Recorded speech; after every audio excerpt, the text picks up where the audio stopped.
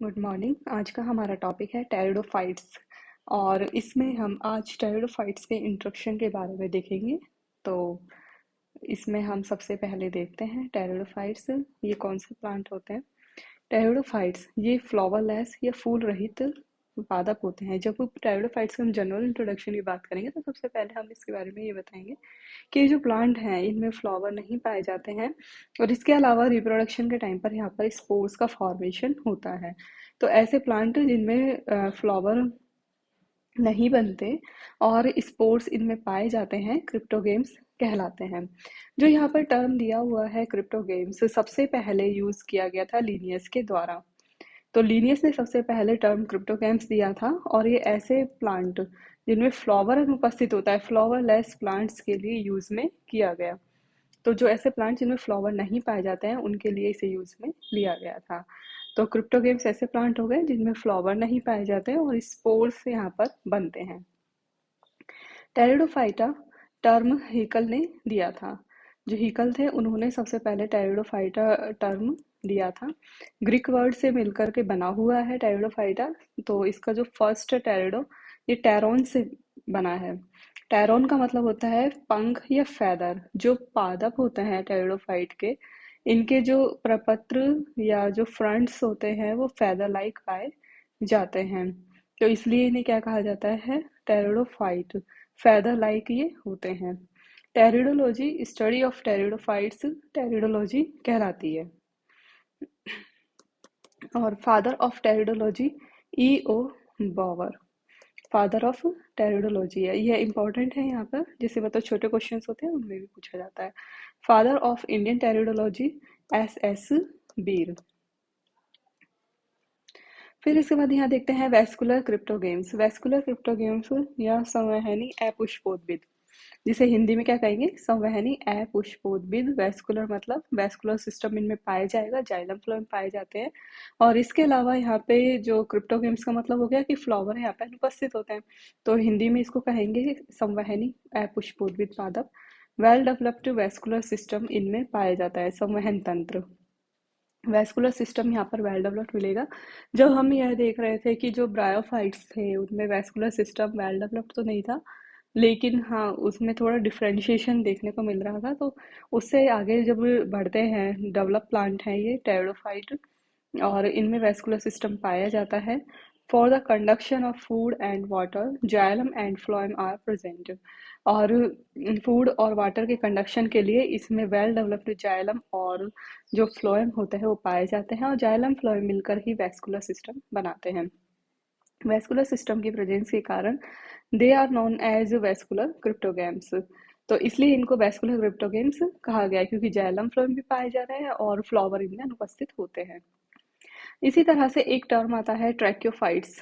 Tracheophytes का मतलब हो गया कि ऐसे प्लांट जिनमें वेल डेवलप्ड वैस्कुलर सिस्टम पाया जाता है। ट्रैकियो जो कि जाइलम में ट्रैकिड्स पाई जाती है उससे रिलेटेड है। और इस तरह से जो वेल डेवलप्ड वैस्कुलर सिस्टम इनमें पाया जाएगा। तो डेवलप्ड वैस्कुलर सिस्टम जो हम देखते हैं तो ये पाया जाता है एंजियोस्पर्म में, जिम्नोस्पर्म में और टेरिडोफाइट्स में। तो इन तीनों को मिला करके एक साथ ट्रैक्योफाइट्स के अंतर्गत रखा गया है। टेरिडोफाइट को ट्रैक्योफाइट्स में इंक्लूड किया गया है। लेकिन रिप्रोडक्शन बाय स्पोर्स बीजाणुओं द्वारा जनन, पानी की उपस्थिति में फर्टिलाइजेशन के कारण इनको लोअर प्लांट के साथ रखा गया है। अब यहाँ पर जो xylem well developed vascular system है तो इसलिए ट्रैकियोफाइट्स के साथ रख दिया। लेकिन इसके अलावा इनको लोअर प्लांट्स के साथ भी रखा गया है। लोअर प्लांट्स के साथ रखने का कारण यह है कि एक कारण तो ये हो गया रिप्रोडक्शन बाय स्पोर्स, बीजाणुओं द्वारा इनमें जनन पाया जाता है। दूसरा कारण हो गया है क्या, कि फर्टिलाइजेशन के लिए पानी की उपस्थिति चाहिए, जो कि लोअर प्लांट्स का कैरेक्टरिस्टिक होता है।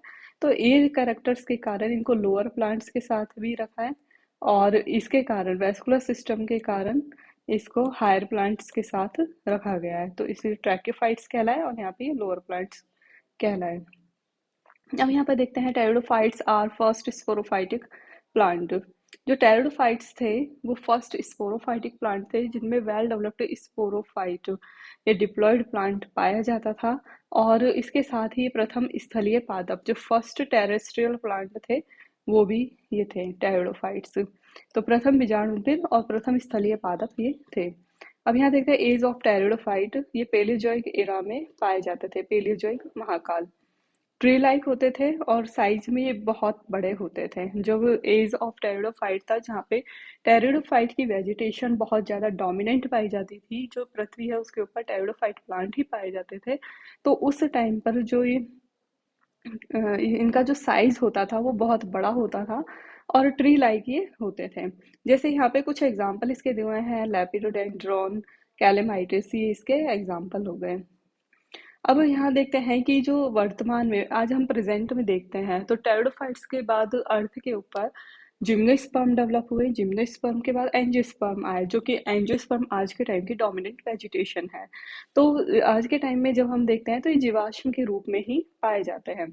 तो जैसे यहाँ कुछ दिए हुए हैं प्रिमिटिव टेरिडोफाइट्स, जैसे साइलोफाइटा, ठीक है। साइलोफाइटा के जो मेंबर्स हो गए, जैसे साइलोटम में जिप्टेरिस, तो इनके दो ही लिविंग प्लांट है साइलोफाइटा के, और ये है जो प्रिमिटिव टेरिडोफाइट में आता है। प्रिमिटिव से मतलब हो गया आद, मतलब बहुत ही पुराने टाइप के टेरिडोफाइट होते हैं।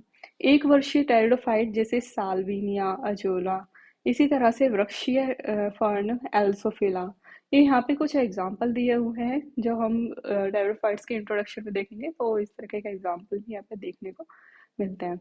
इसी तरह से जो स्मॉलेस्ट टेरिडोफाइट है वो है एजोला, और बड़े टेरिडोफाइट साइथिया, लाइगोडियम।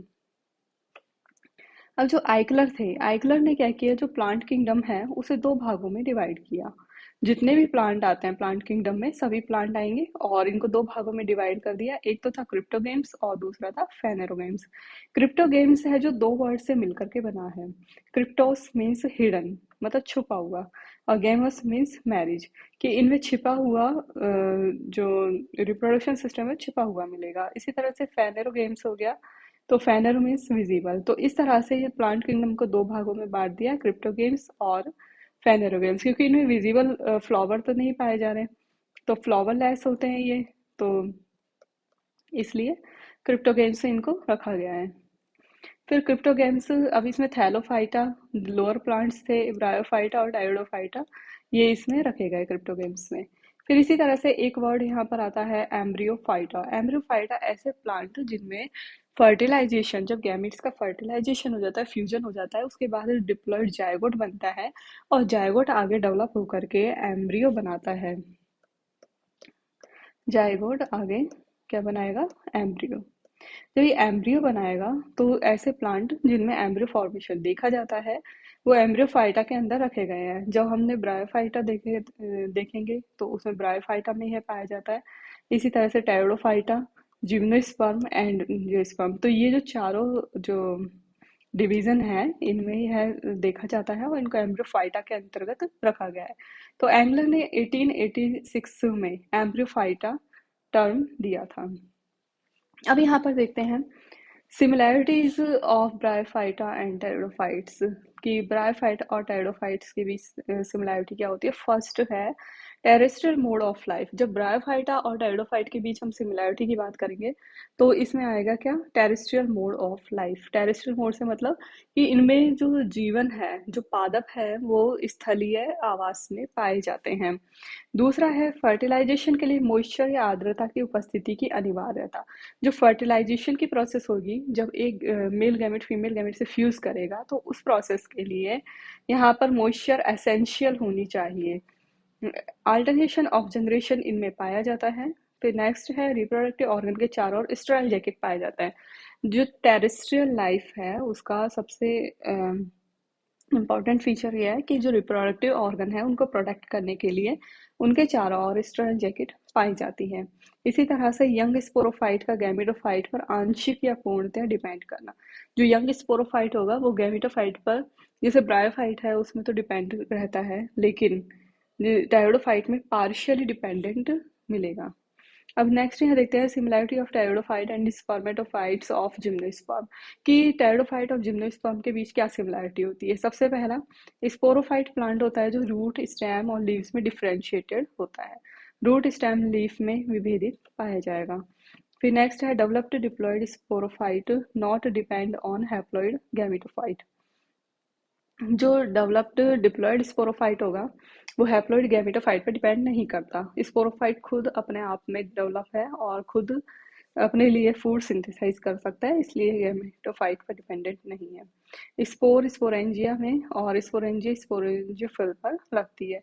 तो स्पोर का फॉर्मेशन स्पोरेंजिया के अंदर होगा और स्पोरेंजिया स्पोरोफिल स्पोरेंजियोफिल के ऊपर लगती हैं। फिर जो पत्तियां होती हैं उनमें सर्सिनेट वेरिएशन या किस्ले विन्यास पाया जाता है। Well developed vascular system for the conduction of food and water यहाँ पर देखा जाता है। जैसे जाइलम और फ्लोएम वेस्कुलर क्रिप्टोगेम से वेस्कुलर सिस्टम यहाँ पे वेल डेवलप्ड पाया जाएगा। Vessels are present in absent in xylem. Xylem में वेसल्स अनुपस्थित होती है और companion cells are absent in phloem. तो जाइलम में तो वेसल्स एबसेंट है और फ्लोएम में एब्सेंट मिलेगी क्या, कंपेनियन सेल्स या सहायक कोशिका इसमें अनुपस्थित होती है। Thank you.